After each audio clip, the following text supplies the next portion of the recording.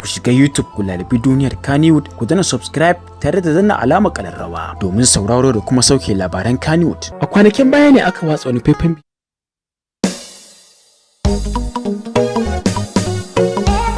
labari da ɗimi-ɗiminta. Kowa ya saurare ni, kowa ya buɗe kunnensa da kunnen basira. Wata kawata ce sun haɗu da wani saurayi yana Dubai, ya gan kyakkyawan yarinya ya rikice, ya ce fashi nan da sati biyu kawai a ɗora aure. In ji kawata no problem, kusan kafin nan da sati biyu dole a haɗu a dinga hira su wawa. To idan an ji ana hira babu wani abin da ake yi sai dai a ɗan yi tose-tose da lashe-lashe da ɗan taɓa nonuwa kaɗan-kaɗan. Ni da nake ba da labarin ni ta da sweet me. Sai ta ce mushi ka je ka buga Queen Sadi skincare ta je ta hada ka ta baka magani maza, sai ya ce a'a ni ina da karfi na. Kawai da aka yi aure muka je muka sha biki, aka yi aure miji ya shiga, yana shiga gurin kawai sai piu ya ka.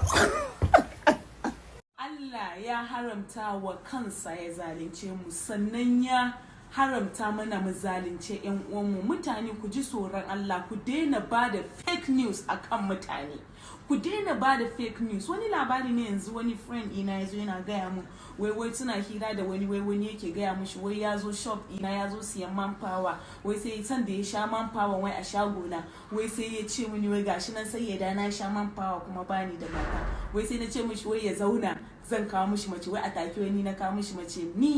Ni duk wanda ya sani idan ka bada labarin na a gaban shi wallahi sai ya tsille ka da mari, saboda ni ba halina bane. Bari in gaya maka, bana kawalci, bana hada mutum da mutum. Yaushe na gama da zunubin kaina in zo ina hada mutum da mutum wai su abu. Wallahi masu bada fake news akan mutane ku daina, it's not good. Wallahi abin da kake gani kaman ba shi bane, shi zai kai ka ga halaka. Wallahi masu yi Allah ya shiryar da ku daina bada fake news akan mutane, ku daina bada fake news. Hello viewers, Assalamu alaikum wa rahmatullahi wa barakatuh. It's your one and only baby girl Sayyada Sadiya Haruna. A rayuwar nan idan har kin sanni kuma mijinki na sake miki wulakanci ke kika so, idan baki gyara skin ɗinki kika ci mai kyau kika gyara can gatanki ba, me kika yi a matsayin ki na ƴa mace? Kin raka mu zuwa duniya ne? Stay there ana kwace muku mazajen ku. Wannan shine shower bath din mu, wannan shine body cream din mu, wannan shine pink lips din mu, wannan shine facial cream din mu sabulin na ban gida, wannan shine anti-infection tightening solution. Idan ke kin haihu goma ne, come and use this, you will thank me later.